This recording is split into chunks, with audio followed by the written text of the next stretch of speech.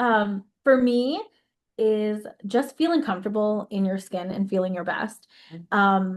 If you saw me probably like 10 years ago, I would have a full face of makeup, just to go to McDonald's or like to drive like a block away. And in this journey, I felt that I want to give these to my clients, just feeling comfortable on your skin, being the best and the best you and the better you. And you know, what your optimal goals are, it's just to feel comfortable in your skin, feel happy where you are, and overall just getting that glow from the inside to show on the outside.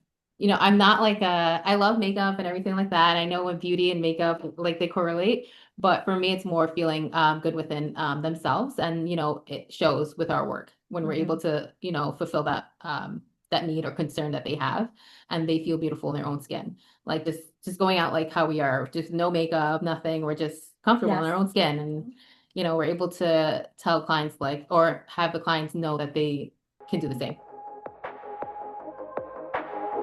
Welcome to the Beauty Talk podcast, where we feature how the best medical practitioners help their patients to look better, younger, and healthier.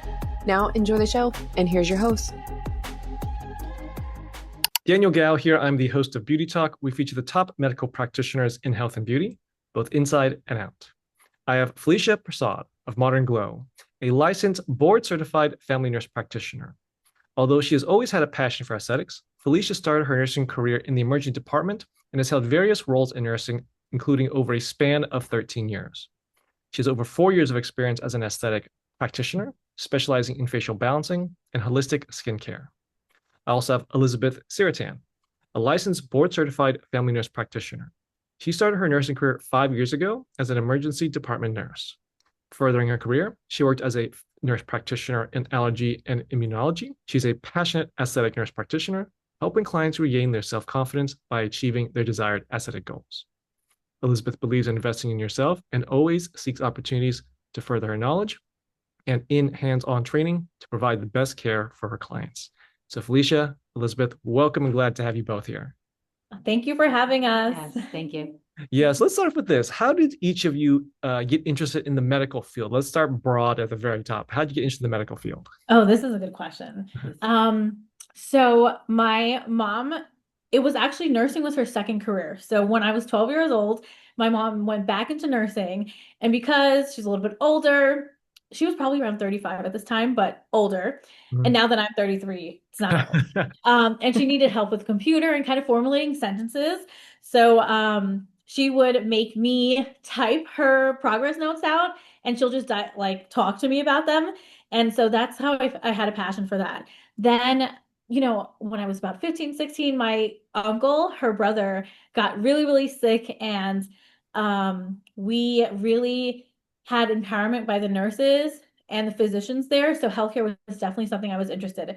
So I went right out of high school into nursing because we just have it such a passion, and I was so intimately connected with it. It was just naturally something to do. Okay. And then what caused you to transition into aesthetics? Oh, this is a great question. And Liz, do you want to I'll take this start. one? Yeah. Yes. We actually worked as ER nurses, and we worked during COVID times. And after that, we were like, oh, we need to transition out. And we worked in like not in good environments, basically. So we were more interested in like skincare, making everyone feel confident, self-esteem. We transitioned into that role. Um, and we were more about like focusing on clients' needs and how they felt during time. Do you want to add to that? Yeah, absolutely. We were together in 2020. We worked in the same emergency department.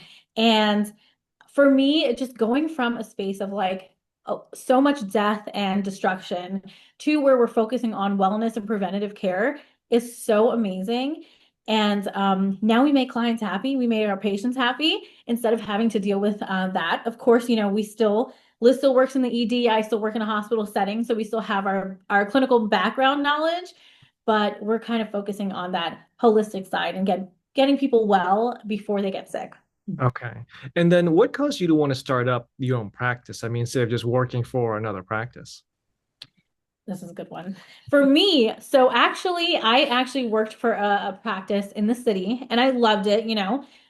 because it's something I wanted to do. I think aesthetics in general is very hard to break into because it's so oversaturated. People want experience. I did have the opportunity to get education, but I thought that there were things that maybe I didn't agree with or just aesthetic practice, and I wanted to make it really my own.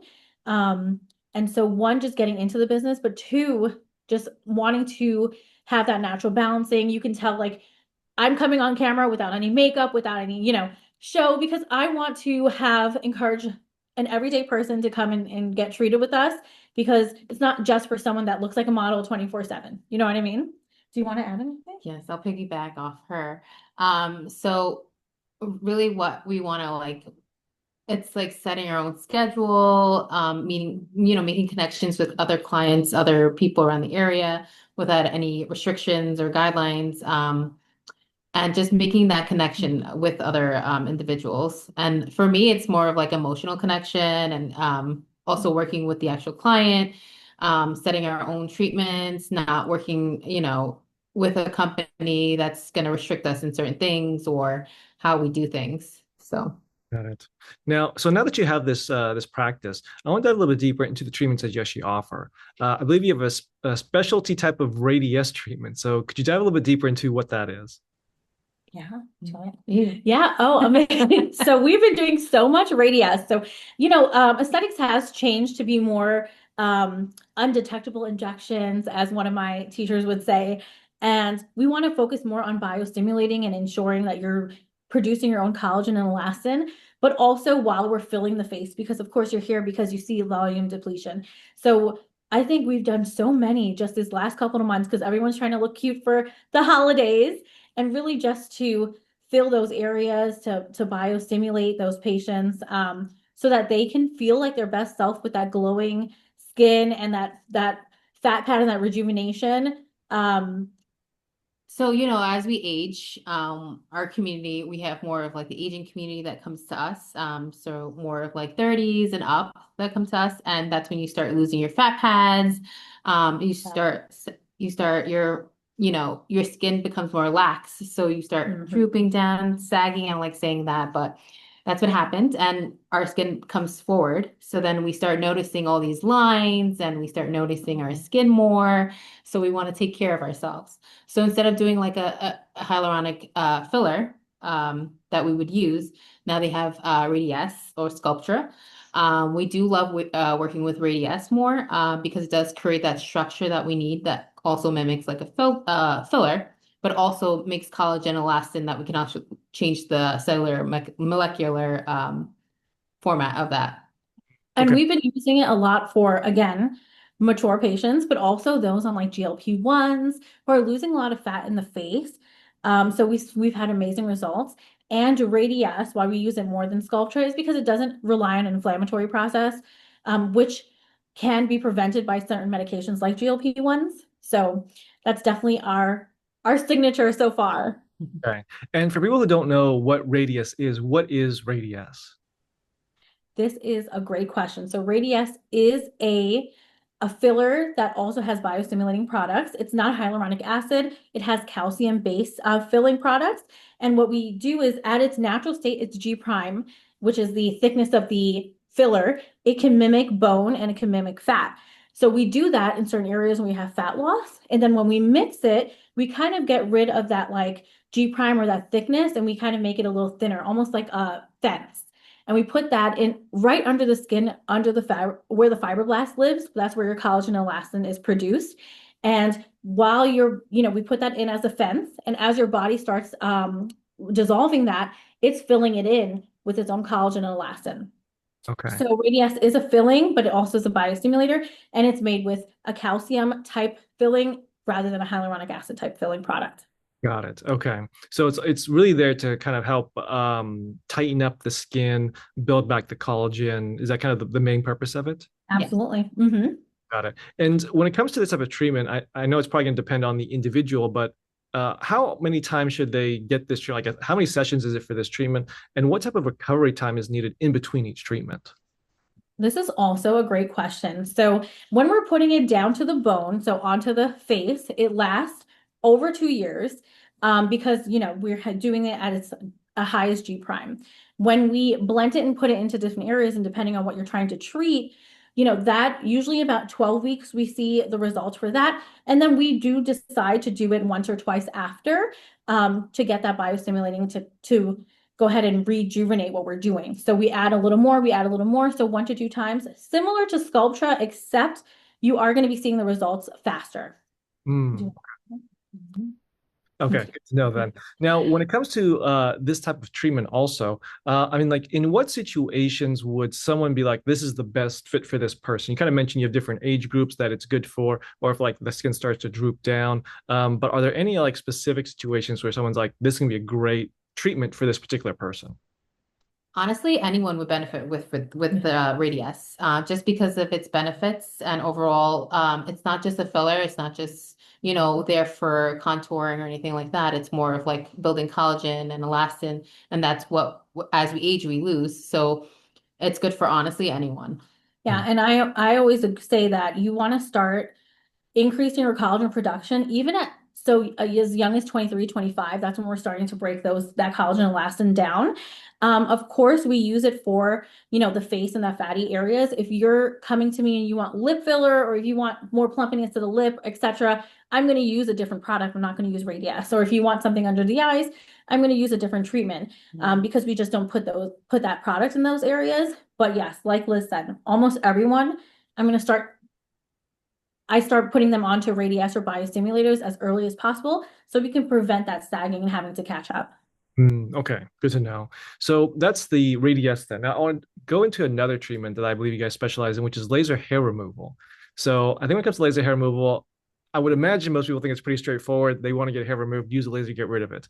But I know there's a lot more nuance to it than that. So is it really just as simple as people want to get rid of hair and just get a laser and just remove it? Or I mean, what else goes into it than just that? Essentially, as the consumer, that's what we're doing. Okay. But in the back end, just like anything we're doing, it is really important. We look at a bunch of things. One of the things that is really important is that you have to have a pigmentation to your hair so that we can pick it up. The laser will only pick up certain pigmentation. So if you're like very blonde, or if you let's say you're older and your hair is like that little fuzzy material, or it's very gray, we can't use that for you. So patient or client selection is really important for us, as well as we have a laser that does both light skin and dark skin, so Fitzpatrick 1 to Fitzpatrick 5, and that's something that we in the back end will decide as well. As well as the sessions, I think we are doing hair removal.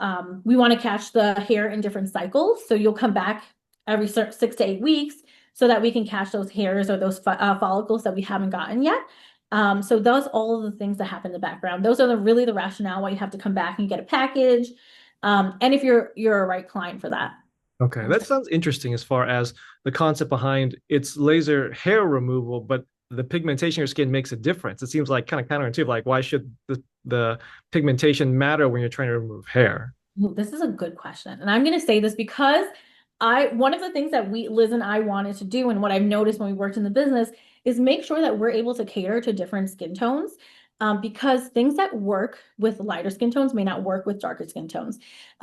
Really what we're looking at is, we don't want certain skin tones will burn a little bit easier. Certain lasers you can't use in certain skin tones because of the pigmentation. So with me, I'm a little bit darker. And now let's say I have a brown hair that's the same color as mine. The laser is trying to find where the hair is versus where your natural pigmentation is. And that's why we use different types of lasers in different settings. But this is a great question. And it's one of my passions because I wanted to make sure that people who look like us and also Fitzpatrick's or darker are able to come see us. Okay, got it. And so when it comes down to this type of treatment, then does it, I guess the one question you probably get is, does it hurt? I mean, it's a laser, is it burning my skin? Like, so does it hurt? It doesn't hurt at all. It actually doesn't hurt, right? Yeah, I honestly, so everyone's different. Everyone's pain tolerance is different. But if I could do it, and if Liz can do it, anyone can do it. And zero tolerance for pain, so she has a zero tolerance. And I was like, this isn't okay. This is It's doable. It's doable. It's almost like a rubber band, like a quick little snap. Yeah. Okay. So it's not painful. No. Okay. And is it permanent? Like when you get rid of the hair, what you go through the entire treatment plan, is it permanent, or is it just going to be gone for like X amount of years and then it'll start coming back? Ooh, great question. Mm-hmm. So, So essentially laser hair removal is permanent. However, if you have changes in hormones, that is going to, make you either grow more hair, etc. So, if you're pregnant or during pregnancy, you might see that you'll have more stragglers in that area, or you might have some hair popping up in that area. Or if you have laser hair removal, it's been great, but now all of a sudden you're going through menopause, whatever it is, you might have to have additional treatments because your change in hormones will affect your hair growth. As well as, we do recommend doing it like creating a package. So we do it like once a year just to keep up, because again, you may see like one or two stragglers in that area that we treated. So you may have to come back for like maintenance, basically. Okay. And you mentioned there's the hair growth cycle, and it sounded like you were kind of timing it to hit that hair growth cycle.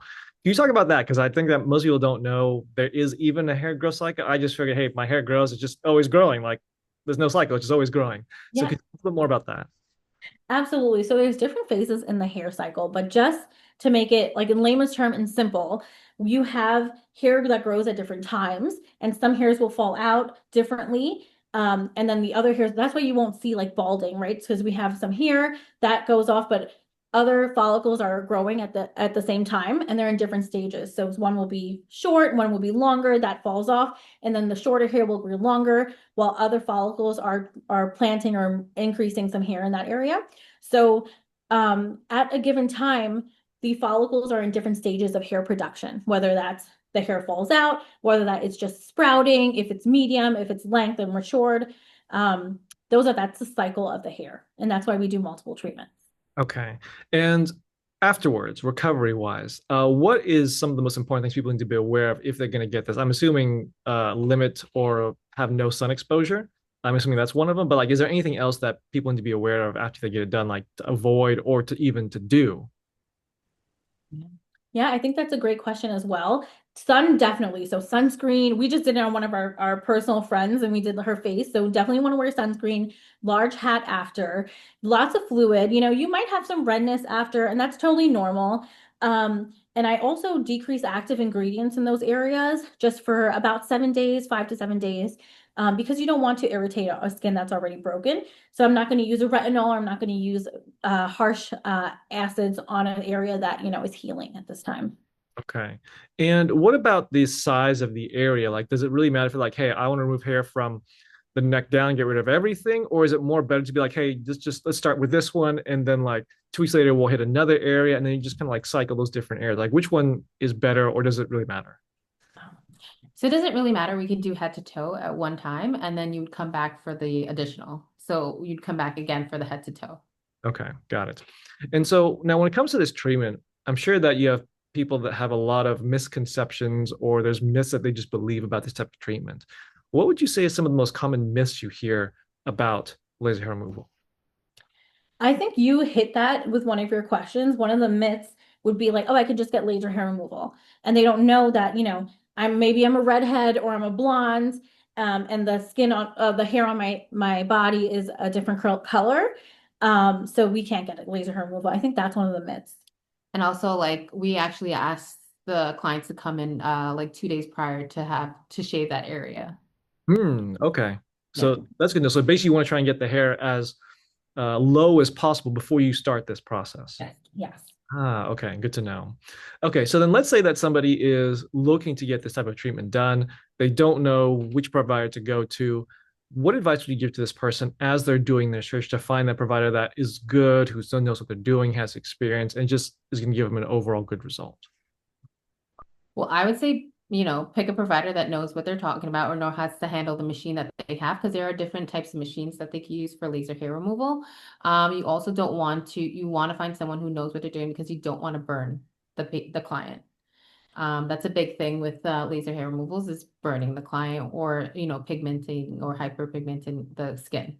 And I want to say, for me as a consumer, but also who comes to me, you want someone that you are able to ask questions to and that you essentially vibe with, who has that credentials. I know that laser hair removal can be done by others other than medical licenses. So like our medical estheticians, some of them can do that. And not that I think that they have some great medical estheticians. You want to make sure that they're licensed appropriately, who you're going to, and that they're able to answer your questions and not rushing through your consultation. That was, oh, I forgot what the other thing I was gonna say. Oh, And you want to, oh, I remember. And you want to look at not just pricing, because I know in this business we're trying to do pricing, what's right, what's not, what's the best price. Yes, so price is really important for some people, but you want to make sure that you're not just shopping or going with a provider that has a better price. You want someone that has the credentials, that makes you feel comfortable, and essentially you do get what you pay for, so don't always look for the cheapest price on the market. okay. Very good advice. Elizabeth, you did bring up something as far as understanding if they know the machines that they're working with, because there's multiple machines. Yes. What's this between all these machines? I was kind of led to believe that the machines kind of depend on the pigment, like the Fitzpatrick scale, like the pigment of your skin. But is that kind of the main difference between these different machines, or do the machines do different things also aside from looking at the pigmentation? So the machines, yeah, so they have machines that go like a higher, they attack the like a higher pigment, Mhm. and some machines that don't. So some people would like, let's just say like a skin tone of hers. Mhm. Um, and then we have like a certain machine that doesn't go up to her, Fitzpatrick. Fitzpatrick, then we'll, we'd have to go to a different machine because some machines don't go as high Yeah. for Okay. that. So it really is tied to the pigmentation.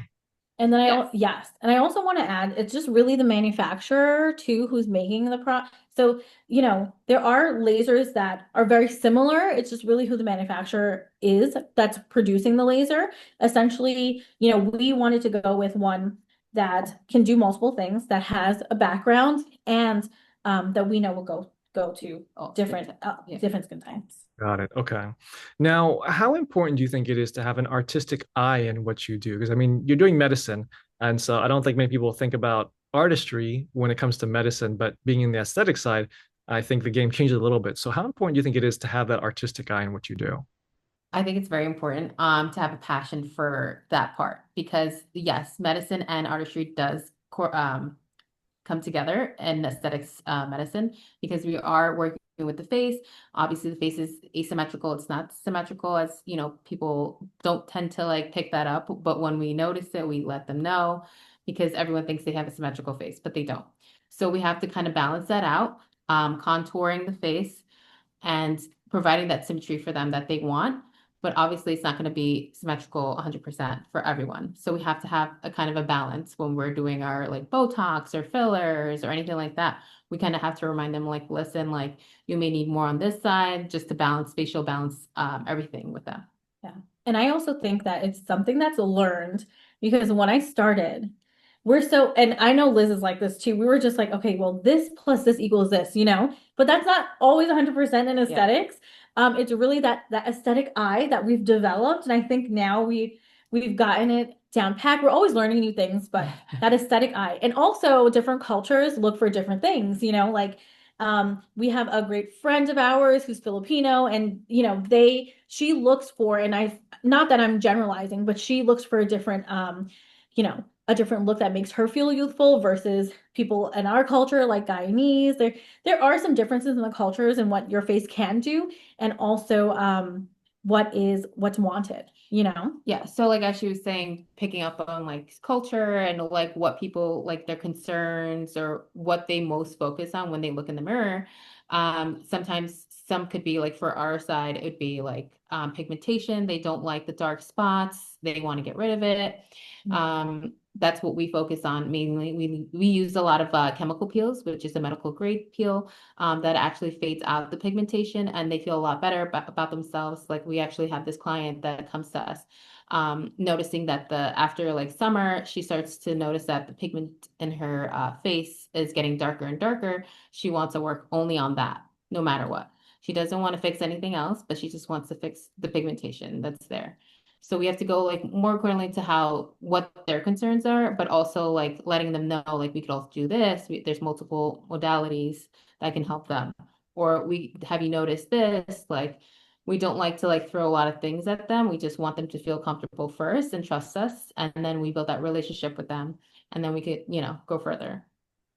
That's true. And also what is going to work for the client and what's going to make them happy. If your concern is The under eye, a lot of people are just like, put some filler in here, and I'm like, artistically and aesthetically, it's not going to help. You're actually not going to like what I'm going to give you. Instead, I'm going to fill more of that supporting ligament and like the upper cheek area. So art is very, very important. Yeah. Okay. Now, throughout your experiences, I'm sure that you've had some memorable cases. Maybe they were challenging, maybe they were tough. But is there maybe one story that comes to mind that you can share of one of those memorable cases and how you were able to get them a great outcome in the end? So for me, it was also the we did a chemical peel on this patient whose actually her pigmentation got a lot darker throughout the years. And she actually felt like she felt really depressed from it because she did not want to go out, just work and home. And she did not want to like go out. The makeup wasn't helping because she could still see the spots. She just knew that everyone was, or she thought everyone was looking at her and her pigmentation. So what we did, we came up with a treatment plan, which included microneedling and some chemical peels. And it's actually gotten better where she feels like she could actually like put on makeup where they would not see it. It and she's able to be more confident in herself and go out and not be as depressed as she was before. She's a lot more happier. It's just feeling that confidence in that person again. Yeah, awesome. And for me, I'll just pick one because everyone like honestly makes such a difference in my life and my practice. But one is, I'm gonna have this to be a challenging patient versus someone that has hyperpigmentation. And I've had clients that are challenging. This one in particular, this is what I want. This is what I want to look, right? I want to look refreshed and refined at baseline. I don't care about like the lines I make when I'm moving. I just want to look refreshed in the upper face, especially because that's where I see my lines. And I think that I handle that. And what we do is a lot of education because education is definitely important. I think, and Liz was there in the office. We spent over 2 hours just talking about desired outcome, realistic goals. What can I do for you realistically? And manage your expectations because I want you to be happy with what I'm giving you, but I want you to understand why.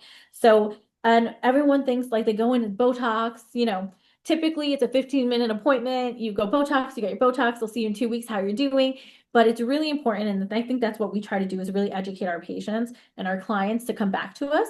And when I saw our client 2 weeks after, what I said happened. Actually, she had such a better outcome than I ever expected. I was even like, oh my God, I'm blown away.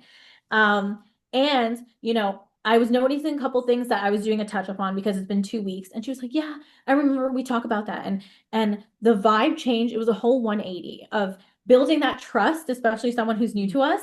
I think that's really important. And now she's like, what did you say about my lower face? Like, what did you say? And I was like, listen, we build trust. Let's do it. And it's really nice to see when someone is happy and that education really went through, and that you made a difference. Mm-hmm. Great story. I think that's the most important thing is you need to be a guide to your clients. It's not just okay, what do you want? Okay, I'll do it for you. It's like, hey, you need to understand of what's the repercussions of this, and it may not look as good as you think it will because of X, Y, and Z. So I think when you do it that way, you also build more trust that way also. Mm-hmm. So, now, with that being said, where do you think the future of aesthetics is going? Well, that's a good question. Yeah.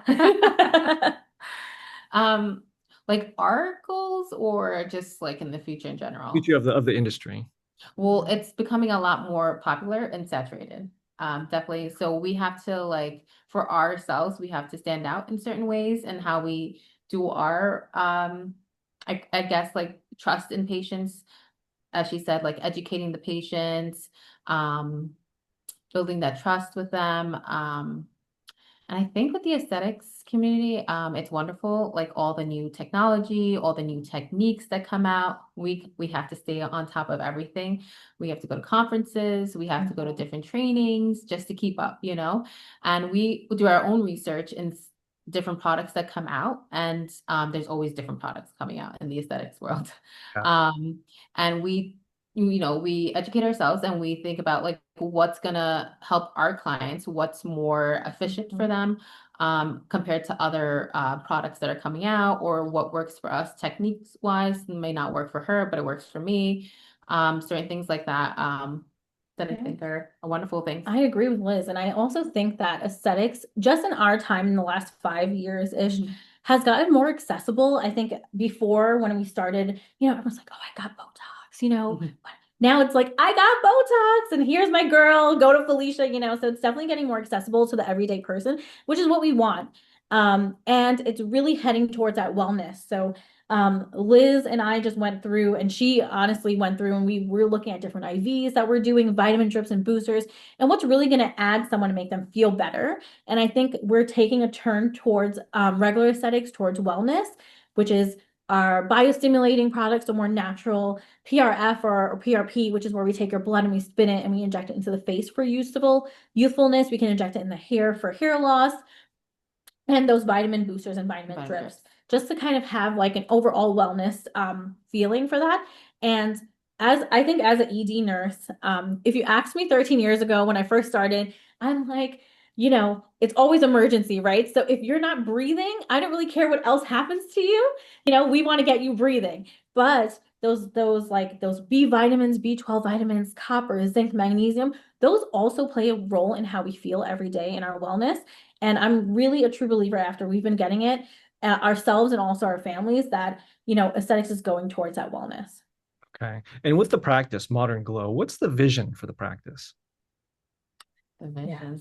Oh, our vision is to expand and touch all of our clients in different areas. So we currently are in Nassau County and in Suffolk County, but we want to get to Queens. We want to get, in northern Long Island and Nassau, and have people come to us from other areas and to give us that trust. That's my vision. So my vision is, I just want people to come to us. They feel comfortable with us, both of us being there. We're very inviting. We're, if they want to ask questions, no questions is stupid. They ask us a lot of questions and we're able to answer. Truly, if we're not able to answer, we'll tell them, like, listen, like, we haven't done research in that area or something like that. We're not afraid to say, like, I can't answer that question. So someone who's going to be upfront and realistic with you and create that trust with clients. I just want to keep building on that. And also, like, with referrals, like, if I'm treating you and you're like you love your results, you look natural. Some people don't like saying that they were actually treated because, they like to keep their on the low. But it's just building that trust and emotion, and they become more, instead of clients, they become like friends and family, and I love that. Like, I love building on that, and that's mostly where we were coming from. We started off as friends, and now I feel we're like more like family now. Like, I feel like she's like my other sister, like, and we work well with each other. We're always bouncing back off each other. We're not trying to like compete or anything like that. So that's why I'm like, building with, when we're both together with clients, they love both of us. And, if they're referring other clients to us, which is amazing. And we love that. We love that. We love building like more of a family clientele. Yeah. Said. Well, I have one last question for you both. Before I ask it, I do want to point people to your website at modern-glow.com. Now, last question is, what does beauty mean to you? You want me to start? Yeah, you go. No. For me is just feeling comfortable in your skin and feeling your best. If you saw me probably like 10 years ago, I would have a full face of makeup, just to go to McDonald's or like to drive like a block away. And in this journey, I felt that I want to give these to my clients, just feeling comfortable on your skin, being the best and the best you and the better you. And, what your optimal goals are, is just to feel comfortable in your skin, feel happy where you are, and overall just getting that glow from the inside to show on the outside. For me, beauty is like a different, almost similar, but for feeling refreshed, rejuvenated, with similar, like vitamin drips, if I need, just honestly, when patients come or clients come to us, it's more of like talking. It's like kind of a mini therapy session. And it's also helping them feel like knowing that they're less confident with this line, or like something small as like something that they're not feeling energized, or like they're feeling defeated every day or something like that. Something with like, with a simple pigmentation, as I said, like something like that for beauty means a lot when they could just feel comfortable in their own skin. Basically with small things like that. Not like, I'm not like I love makeup and everything like that. I know when beauty and makeup like they correlate, but for me, it's more feeling good within themselves, and it shows with our work when we're able to fulfill that need or concern that they have, and they feel beautiful in their own skin. Like just going out like how we are, just no makeup, nothing. We're just comfortable in our own skin, and we're able to tell clients or have the clients know that they can do the same. So well said. Well, there you have it. Felicia and Elizabeth sharing their expertise. Now, where can people contact you in your practice? So you can find us anywhere, but you can find us on our website. It has all our contact information. Instagram has our contact information as well. We respond practically anytime, even though that's not great for us. Anytime, if you have a question, I always say, contact us. I don't want you to freak out in the background. Contact us as much as you can. So we have an Instagram. It's modern.glow with no W. And that has all our contact information. And again, Daniel, you said our website is there and you can contact us. There's price lists for transparent prices as well. And anything I missed with where to contact us? No, I think. And Daniel's going to link it below. There we go. Okay, well, both of you, Felicia, Elizabeth, this is awesome. Thank you for coming on and thank you for sharing your message. Thank you so much for having us. Thank you for having us. Thanks for listening to the Beauty Talk podcast. Any questions, please contact the practice directly with the contact information provided during the show. We'll see you again next time. Bye for now.